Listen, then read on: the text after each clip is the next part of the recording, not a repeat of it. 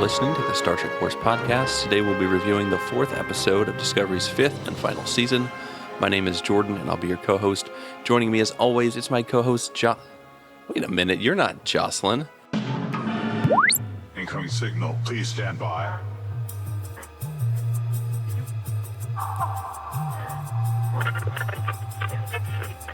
Shut your mouths for a second. Receiving priority 1 signals. Seriously, just close your lips for 1 goddamn second. That means you, Jordan, and make some space. Alpha male, alerts. Alpha male, inbound. Read alert. Read alert.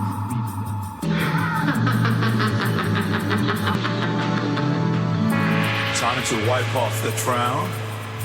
The king's back in town.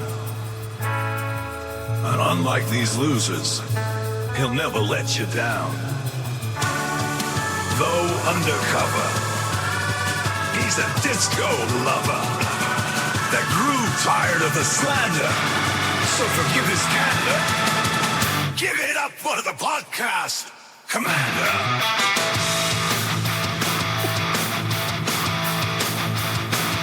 My name is Jeremy. I'm an important cultural sex toy from the past. Jeremy!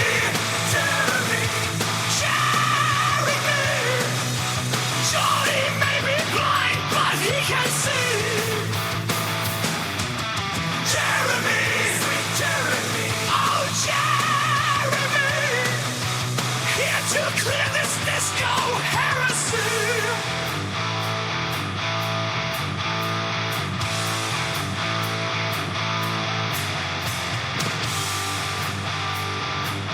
So put your grubby little hands together. Your neckbeard's fighting insecurity. Your savior has arrived. All hail King Jeremy. Let's fly!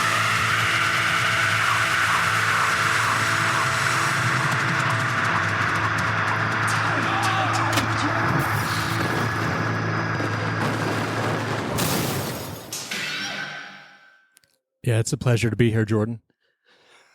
Wow. It's quite the entrance. It reminds me of like classic wrestling when they're in the middle of a fight and then you hear the glass shatter and there's a 10-minute entrance where Stone Cold's coming down the ramp. Just like, you got to wait for a song to play and then high five the fans. The lights went out. Yeah. It's The Undertaker. No, it's just me, Paul Bearer.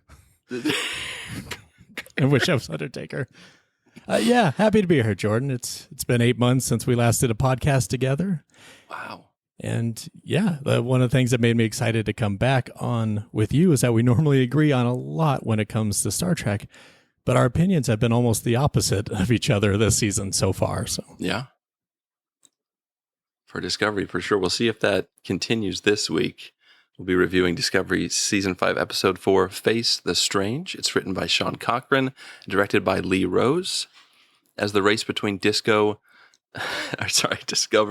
and the bounty hunters Locke and Maul intensifies, an unexpected weapon forces Burnham and Rayner to work past their differences to save the rest of the crew. What are your first impressions for this week's episode, Jeremy? I think this was a great premise and as close to a standalone episode we'll probably get on Discovery. For a show unaware while making this that it would be the final season, it certainly felt like a great final season idea for an episode, and it mostly delivered for me. I loved it. There are a couple things keeping it from being an old-time, like top-tier Star Trek episode for me, but I'd certainly put it in there as a Discovery top-tier episode. Yeah, I would agree with that. This is my favorite episode of the season so far, and I kind of talked about last week how I didn't just want this to be jumping from clue to clue each week, and this kind of breaks that up a little bit. You know, classic kind of Star Trek storytelling with time travel, doing things a little differently. Nice little twist on it. I enjoyed a lot of the character interactions, the flashback, a little reminiscent of Voyager Season 7 episode Shattered, where they kind of do a similar premise. But no, I thought it played really well. A few little minor things here and there, but overall, best episode so far. And, you know, only, 6-7 episodes to go. Mm-hmm. So it was kind of cool to see something that breaks things up a little bit. But yeah, let's get into it. What do you like about this week's episode? For starters, I love the episode title, directly lifted from the Bowie song Changes. Of course, naturally. And yeah, to quote that song, it's a well-written song. It's, quote, changes, turn and face the strange, changes. Incredible. There's going to have to be a different man. Time may change me, but I can't trace time. So, yeah. Unless you're Michael Burnham. Well, there's very little Michael Burnham can't do. Calculate it in your head. Yeah, there's some great, we got some great Star Trek call-outs again. The mention of the Krenim being involved in a temporal war, because of course they were. That makes perfect sense. There's nothing I love more than Discovery when it references Voyager. Hey, well, it's one of the best episodes of Voyager. It is. I'll allow it, Counselor. And yeah, I think that's one of the, if not the top-rated episode of Star Trek Wars for Voyager. So at least part 1 is. We also get the brain again. They got to be playing a larger role, I would think, this season. They've been mentioned almost every episode. That's true. And the fact that they're the ones that get a hold of the tech that causes possibly the Short Treks episode Calypso in the future. I thought that was all really cool. And they say don't judge a book by its cover. And I get it, because when they remove the cover off of this book, we see how ripped it is. God damn. Definite pro there. We also got to see all the fan favorite characters return. Arium. Bryce? Bryce? Right? They're all back. To that later, but yeah, Bryce. I do love the Calypso tie-in. By far my favorite short trek that they made. Though I haven't seen it since it aired, so my memory is a bit fuzzy on it. Does it contradict things? Are there irregularities? Huge gaps in logic? Probably. I don't know. I'm glad you asked, because I didn't rewatch it. I wanted to, but didn't happen. I remember loving it, though. And as a Trekkie, nitpicky stuff, that only bothers me if the material is dumb or bad, which this and Calypso isn't, so it doesn't bother me. There's always gaps in the story that fans will spend decades retconning and make work in their head. So I'm sure there's probably some plot points that we can probably might have to reconcile. But I mean, James R. Kirk will live. And finally, after 5 years, Burnham finally meets her greatest challenge yet. Burnham! Exactly. We're pros, Jeremy. No, this is a pro. I promise. All that was missing from that fight was Michael walking by her unconscious past self and saying, "Damn, that is Starfleet's ass." But it's an end-game reference. I'm not just being gross, I promise. Pros. This is definitely pros. I have very much enjoyed Michael Burnham in these last couple episodes. And this week was a great way to show just how far she has come as a character. I know a lot of people have issues with early Discovery, specifically the first season and some of the second. But for me, so far, those first 2 seasons have been my favorite run of the series. I did love a handful of the beginning of season 3 also. But I love that run. So kind of going back to those and touching back on those, I thought was a nice trip to just how far the show has come since then. I'm starting to feel pretty good about the trajectory of this season too. It's only 10 episodes. And where we kind of differed at the beginning was you and Joselyn seemed to prefer the first couple episodes. And maybe it's gotten, I think each episode has taped off a little bit since the premiere for you. Pretty much, just a slight downtick since the premiere, in my opinion, but pretty close. And that's basically how I am, except for the opposite. I feel like each episode has gotten a little bit better than the one before it. And one of the things I like most about the last couple episodes is that it has started to let other main characters share some screen time with Michael and actually get to do things too. Like last week, we got to see a lot of Culber, Christian bailing it up, which was great. Adira doing some great acting, which has to be hard when you're the only one doing that. And hey, Jocelyn's not here. So That's right. We can rag on it. love Ray Blue all we DeBario. want. They're a great actor. And I love Ian Alexander as a person, not a great actor. Love Adira.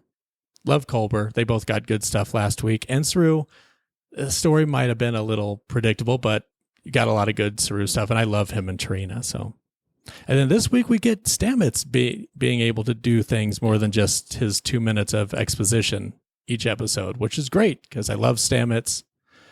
Good character. I love the callback too that he was super grumpy in that first season. He was.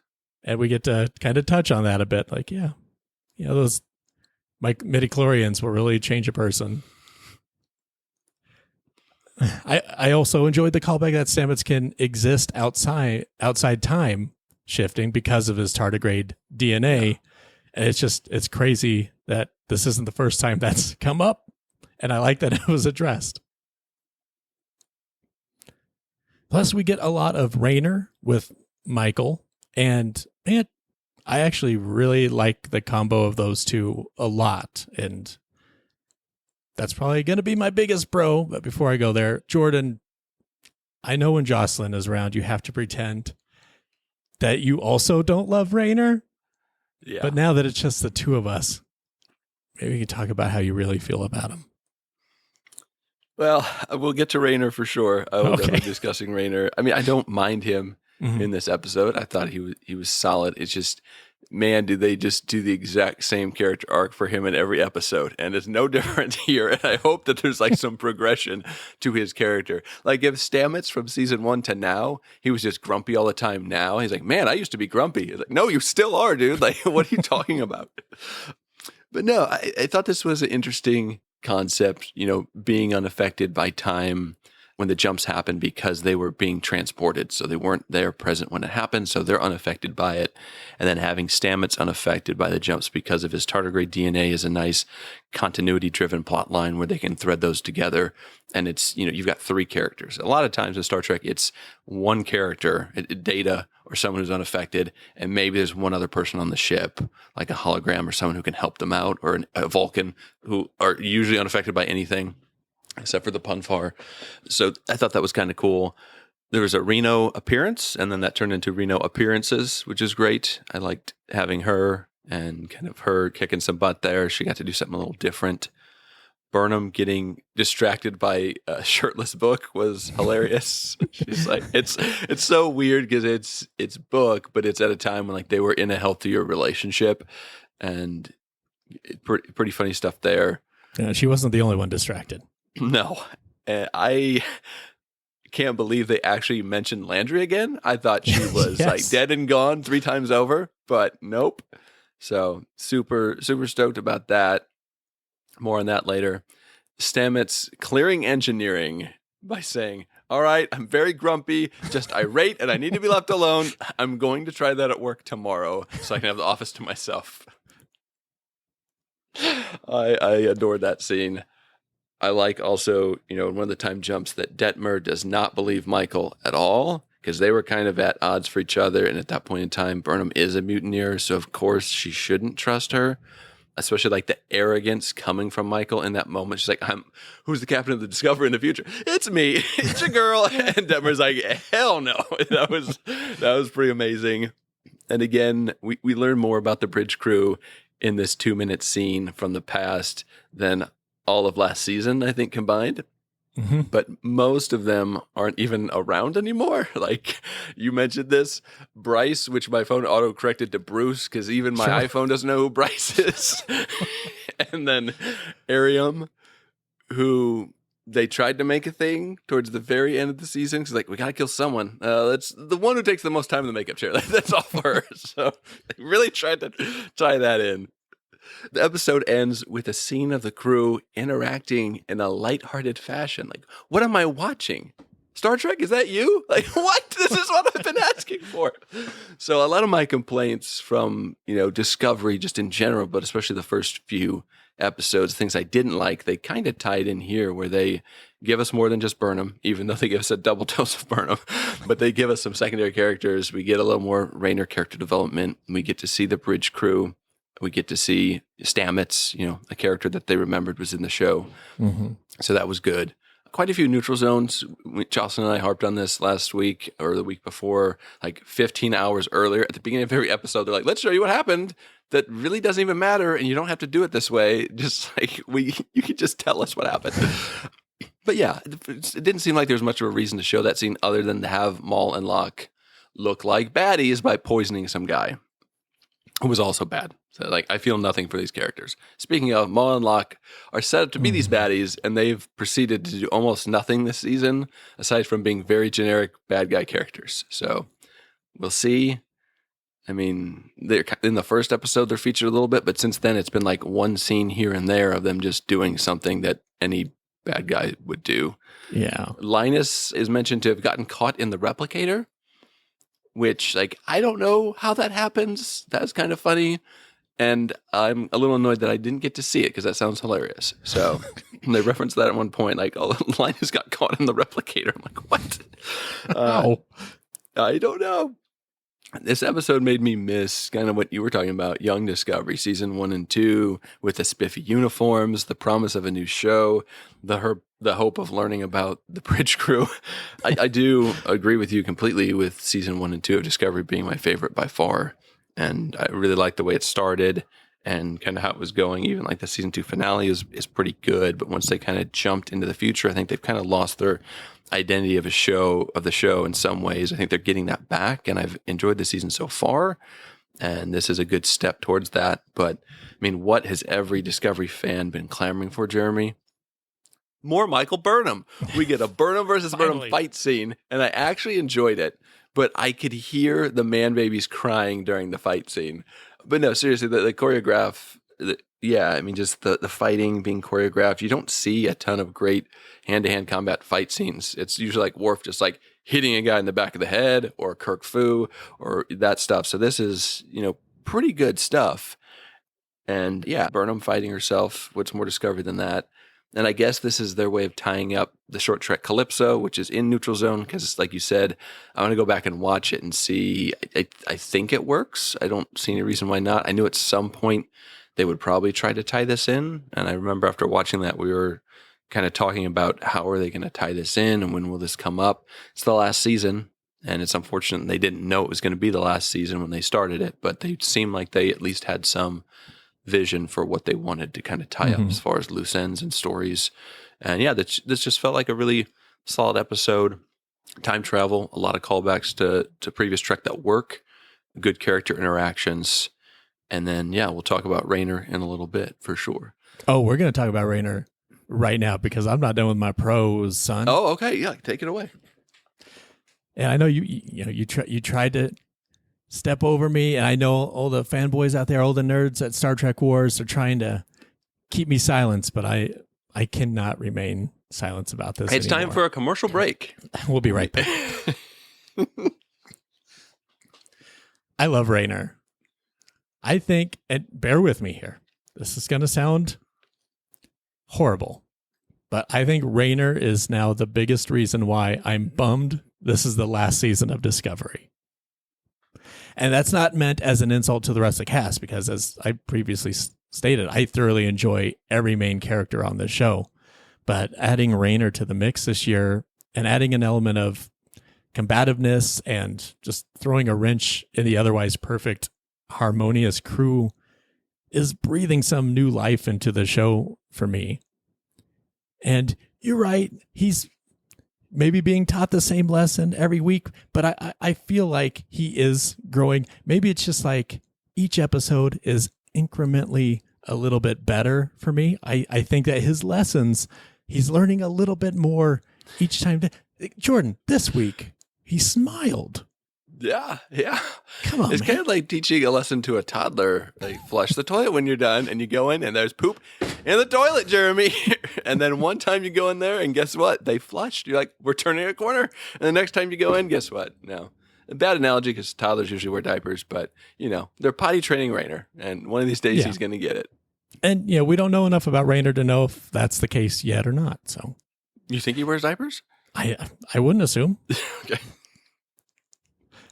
But we know going into the season, the Discovery writers did not know this was going to be last season. So I really like seeing the evolution of Rainer, which we are seeing piece by piece. We're already seeing the softening of his character as he slowly begins to assimilate into the crew a little bit better each week. I think the writers have done a fantastic job with this character. We're seeing the scruff captain born out of the time of the burn, and he lived in a harsher world, and they could have very easily made him completely unlikable and gone the easy route of making him wrong most of the time so that he can be the token angry outsider that learns something from the compassionate crew of Discovery every week. There are elements of that, certainly a bit, but they've also gone out of their way, I think, to show how competent he is and how smart he is.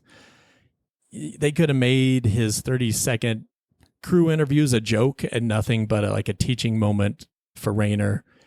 But he then has been able to go on and use that knowledge to convince a crew member, Reese? Yep. Maybe it was Reese, to stand down. And so, yeah, he's getting lessons, but he's also bringing a lot of positives to the table himself. And I think that's a big deal and a huge pro. He's essentially a boomer on a Gen Z ship.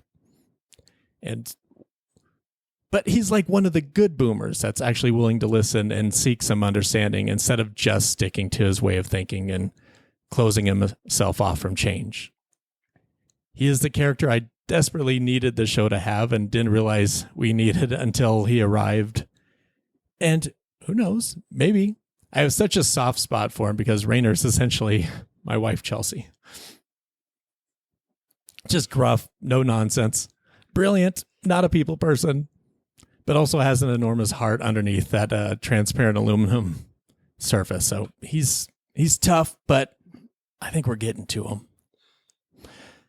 I won't go too much further on the character of Rainer because it's only been a few episodes, but him being that harsh with the crew the first handful of episodes pays off in moments like this week where we're just a moment like calling Stamets by his first name, Paul, I feel really lands. And it was heartfelt and it was an earned moment and I loved it. And I think there's a lot to Rainer, a lot more that even meets the eye. And if we've learned anything this week, Jordan, it's never judge a book by its cool leather trench coated cover, 6-packed cover. Don't do it. Through the cover, my goodness. My only neutral zone, man, personal transporters, they would be so dangerous. Like usually it's helpful. Here it was very helpful because it phased them in at that time, but man, they used it instead of walking a few feet back to the bridge. How is everybody in the 32nd century not 400 pounds? I know. It's a Wall-E situation. It really that is. We're heading for. But yeah, that's all I got for the pros and cons, or pros and neutral zones. I do have some cons. Pros and neutral zones. Okay, well, hit us with your cons, Jeremy. Well, they like building the Discovery over Boothby. Like why is it being built on the ground by the Golden Gate Bridge? Like, I know like the Kelvin verse had the Enterprise being built at the Grand Canyon, the Grand Canyon in Iowa, but it doesn't make sense to build these massive ships where there's gravity involved. It's weird enough that they can land sometimes, but I like Voyager now, so we're not going to get into that too much. They couldn't have just had that same scene take place in like the Utopia Planitia yards or whatever in space. You have to see the golden. Does it even have to be built in San Francisco? Is that just the only city on Earth? Like it's just one city united? Covering I think so. the planet. Yeah, that's pretty nitpicky though. But I feel like this had a chance to be an old timer, like I said. And I do wonder if budgeting and scheduling had a role in preventing some key past characters from returning that would have made this episode incredible. One being Lorca, of course. Like, this was the episode to bring Lorca back in, man. So that one truly hurts because I love Jason Isaacs and I love the character of Lorca. And I'm not sure if name dropping him made the pain hurt more or less. No, it was more. It was more. Jason Isaacs was so great in that first season, and I still miss that evil bastard. And of course, you already said it. The other one I got a name drop, and I know hurts you maybe even more than that. Definitely. Is your beloved Landry. Mm-hmm. What? Yeah, and like on her Instagram, she's like drawing pictures of Star Trek characters, and I'm like, oh, it's beautiful. I'll never see her in Star Trek again. And they even mention her. I'm just glad she got a mention, but I'll do the rest, Jeremy. Don't worry. Okay. I still have plenty more that we're missing from this week that could have been here. Ash Tyler. No, love him or hate okay. him. I know, but hear me out. He played a pretty pivotal role, at least in that first season. And I mean, we have Stamets this week as the third main character too. So having him maybe having to confront Hughes Killergan could have been interesting, but I feel like that probably already took place. And with Michael already having to deal with an uncovered book, then also having to deal with this unhinged albino, it could have been a fun callback to the old times. And of course, there's Giorgio. But albino versus albino. Maybe getting one final farewell to the wonderful Michelle Yeoh could have been nice, though. Honestly, this one probably wasn't as necessary because I feel like she did get a pretty proper send-off at the end of 3. She got like a 2-part send-off, so I don't think that one mattered as much. And we're going to see her again. Right, exactly. And hey, these next couple, though, they seem like they would have been the easiest because these jokers work in the same town at the same studio. You can't get Pike? You can't get Pike back? Yeah. He was the captain of Discovery for season 2. We couldn't get one scene of Michael trying to convince him of this or trying to get by him since you couldn't get Lorca. I don't know. Seems like a missed opportunity. I would have loved that. And then finally, of course, Spock. It would have been a great moment for Michael to get to see her brother one last time and not be able to tell him much of what's to come. Yeah. And then just finally, yeah, it's good. It's good to see Ariam, I guess. But Ariam believes Michael because Michael tells her she'll die someday. Hold back the tears, Jeremy. Get a little emotional. I'm a robot myself. That's why I connect with Ariam so much. But she tells Ariam, hey, you're going to die someday. And that seems like... She's like, yeah, Ariam's that like, checks yeah, out. This is real, guys. Stand down. That seems like a bit of a stretch. Deborah's like, no way, she would never die. Ariam's like, well, no, it's true. I would. It's true. I've almost died a few times. I'll definitely die again. Die another day. That's basically it for my cons. It was mostly just the missed cameos that took it from being a great episode for me and it could have been an old time episode for me. Yeah, just a few missed opportunities. Similar to, for me, not too dissimilar from Picard season 3, like a couple cameos that could have been a little different that would have had a much bigger impact. It didn't change the story a ton, but it definitely could have helped. Yeah. Jeremy, did you catch the disclaimer at the beginning of this episode? I did. What was it? Was it about flashing lights? Yeah, this episode contains flashing images, yada, yada, yada. Oh, okay, so it's like every other episode of Discovery. Why the disclaimer now after 5 seasons? Yeah, I don't remember a part of this episode that was more flashy lights than any other thing we've ever seen in science fiction. Nope. So keep an eye out for that next week, Jordan. Let's see. Absolutely. I miss the old walk and talk shots, and this kind of ties into what you were saying with the site-to-site transporter, where you get these conversations versus just tap, tap, boom, and you're in another room. Mm-hmm. Or, I mean, talk about lazy, and we talked about this a little bit last week or 2 weeks ago, where Tarina and Saru or I'm sorry, Saru and Tarina's aide, like, let's go upstairs and talk about this. It's like, there's an elevator right there. There's stairs, like tap, tap, and there are up there. Like thematically, I guess it looks kind of cool. But when you do that all the time, you're right. Like you tap yourself to the gym and get some steps in, please. Like you are, jeez, for the love. I do miss that. And then Rainer, literally the exact same character progression or lack thereof. He starts off as a jerk. He's also just there so Burnham can explain everything to him. But him being a jerk is actually what saves them. Like if he's not a jerk face to start this episode, he doesn't get reprimanded, which means they don't beam 10 feet away into the ready room, thus saving them from being put in this loop where they could actually do something about it instead of being part of it, and Stamets is left to himself to try to fix the situation. But don't worry, in the last 10 minutes of the episode, Rainer will transform into a sweet, caring, and understanding commander who knows exactly how to motivate and get the best out of his people. Like, I am just kind of sick of seeing that exact same arc from Rainer. Like, I didn't dislike it. I thought he was pretty good. Him and Michael playing, good cop, old cop was pretty good.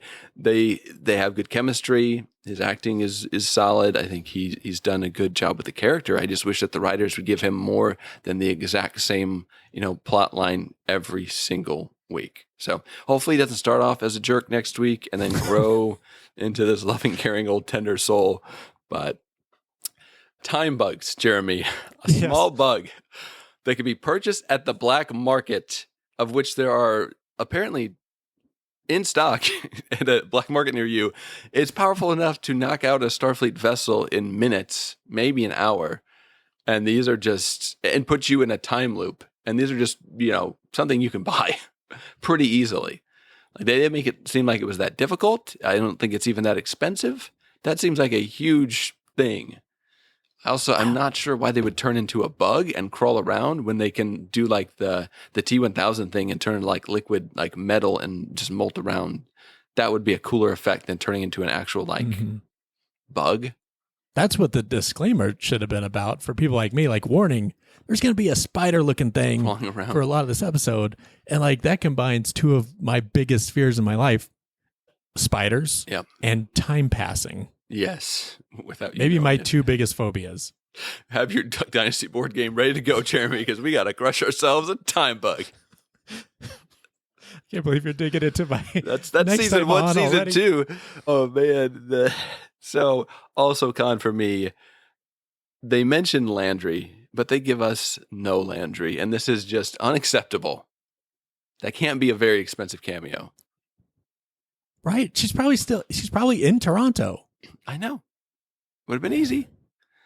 Perhaps the most discovery moment ever happens in this episode, Jeremy. And by that, I mean Burnham nerve pinches herself while in a temporal loop with only minutes before the next jump. So Burnham is literally fighting herself to save humanity. She then takes the time to give a motivational speech to herself, who is unconscious and cannot hear what she is saying. So in essence, Burnham is responsible for Michael Burnham becoming the Burnham she is today. Because she traveled through time to give herself a speech after she beat herself up. It is the most discovery thing I have ever seen. Now I feel like Rainer. And then lastly, we've already kind of touched on this, but I had almost zero feelings about seeing Ariam again. Like the big climax of this episode is Michael seeing Ariam. Like, oh my gosh, like I don't know how to tell you this, but you die in the future, and like the whole thing hinges on her convincing Ariam so that the crew doesn't throw her in the brig. And it's not like Burnham and her had this close relationship. They like have 10 minutes of screen time, maybe 2 minutes of dialogue in the whole show. I mean, Tasha Yar was in far fewer episodes, but her death had a much bigger impact. She actually had relations with Data even. With Ariam, it's just like, I feel nothing. Like, it's cool to see her again, but man, I heard that they got Ariam last minute because who they wanted to get, was it Connor from the first 2 episodes on the Shinjo? Right, yeah. He got a concussion. That's right. Busy. Gosh. Busy, yeah, dizzy and busy. Dizzy and busy. No one could cover his shift. Oh, man. Well, that's what we thought, Jeremy. Anything else you have to say before we get to the fan comments? No, I can't wait to hear all of them. Yes. The first comment comes from Keith Danforth. He says, honestly, this is the most Star Trek episode of Discovery we've gotten since probably its second season. And that almost entirely comes down to two major points. One, it was a classic science dilemma. And two, it took more than one named crew member other than Burnham to solve. Even though the cycling through time or being stuck in a time loop isn't unique to Trek, I thought the way that they engineered it here with a Krenim brand twist, no less, made watching where they would end up each time interesting. It also made the scenes where they had to confront their past selves or actions introspective, though I confess I did not really care for the extended Matrix fight scene between the two Burnhams. It just reminded me of how rough that character was before they became super space and time hero. I would peg this episode more around 7.5, but I'll round up to 8 because it featured more than 30 seconds of dialogue from Tig Notaro. And yeah, she does have some pretty good scenes in here for I can't sure. believe neither one of us mentioned that. Yeah, Jet Reno had. Mm-hmm. No, I did. I said the Tig Notaro appearances because she had two. And I can't remember. The first one is like her actually fighting. She's got a phaser rifle and she sees your boy. And then I can't remember what the other one. She's talking. She's talking to Stamets because she's the one right. like, are you in a phasing? time? That's what it was. Yeah, I meant to mention that. Great. Yeah, are you going through time paradox? It's pretty good.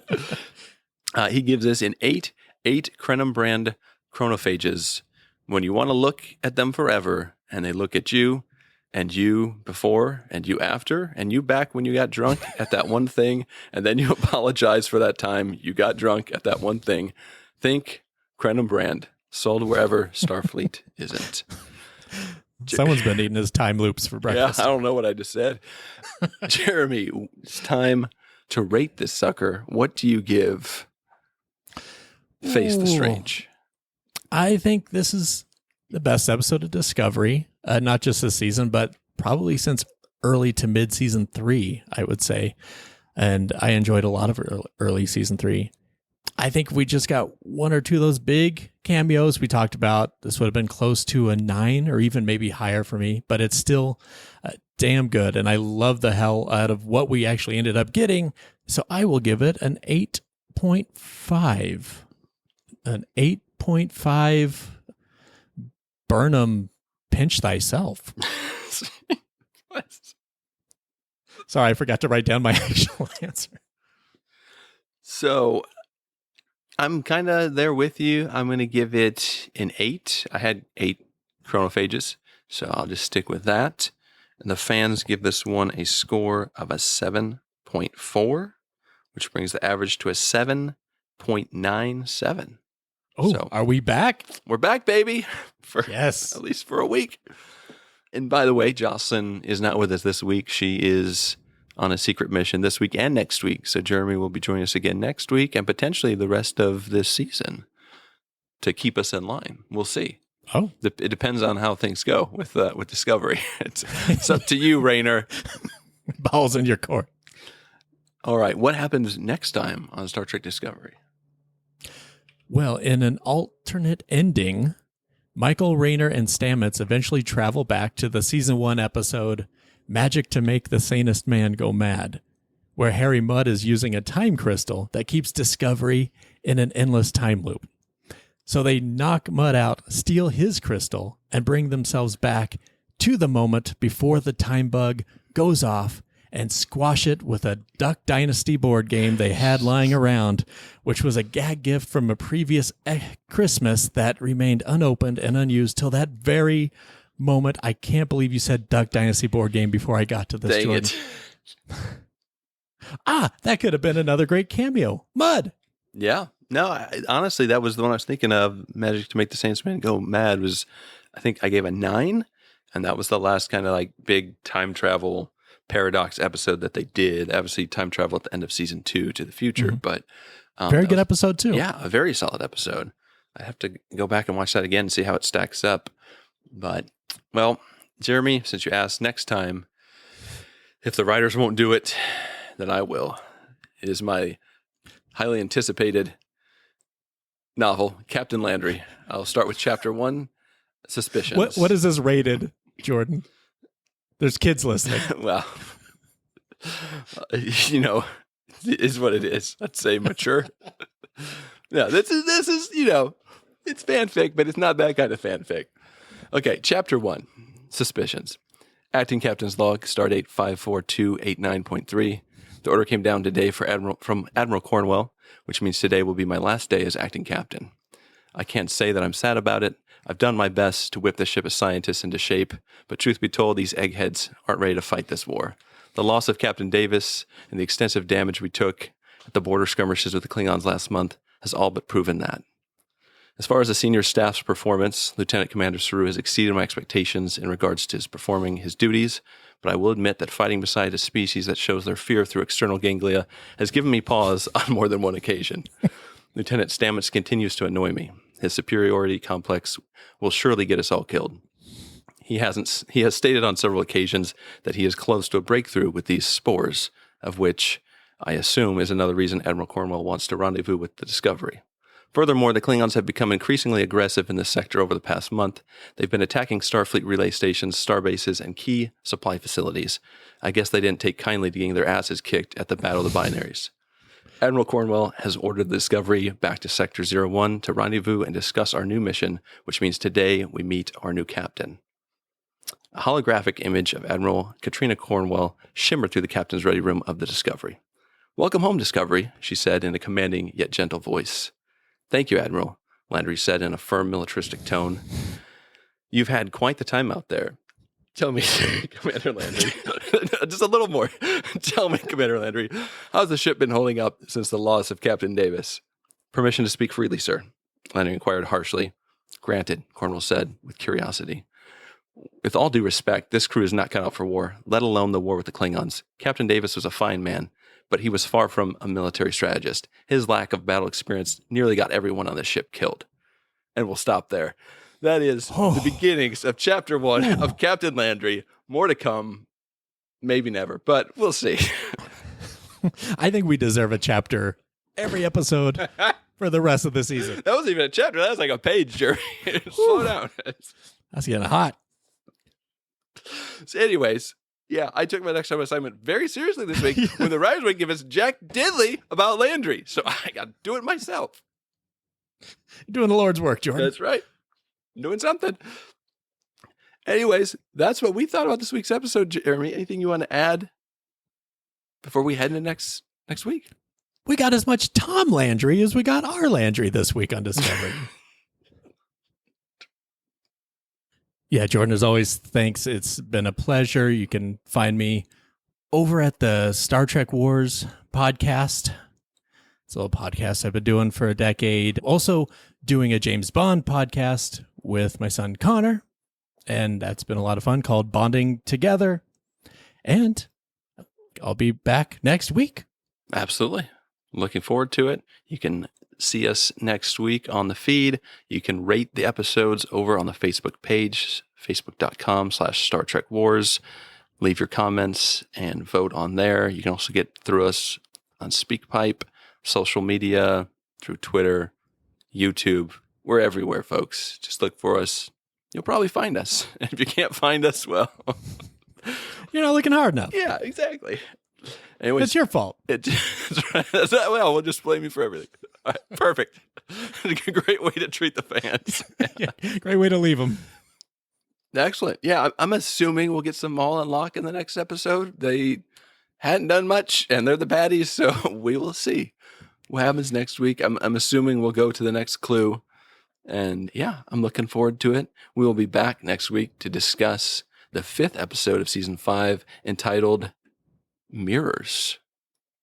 Yeah, my time bugs are telling me this could be a real interesting episode. Okay. I've heard nothing of it. Just from the title, I could assume what it's about.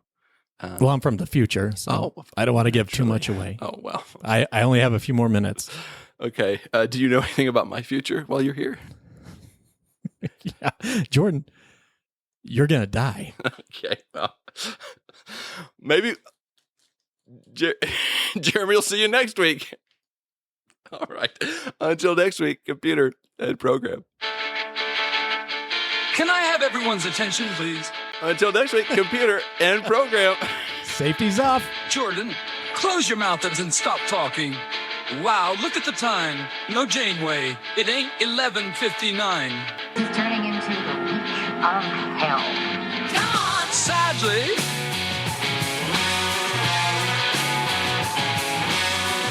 It's time for Jeremy to say goodbye. A 1, 2, a 1, 2, 3, 4, lights!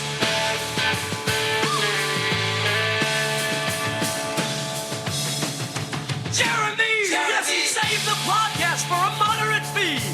He praised disco in all its splendor. Sorry if your snowflakes got hurt by his absolute candor. And it's been real fun, but he's gotta run. Hurting and bustling, his work is never done. Yes, I'm afraid, my friends, that's a wrap. You heard me. How can you be deaf with ears like that?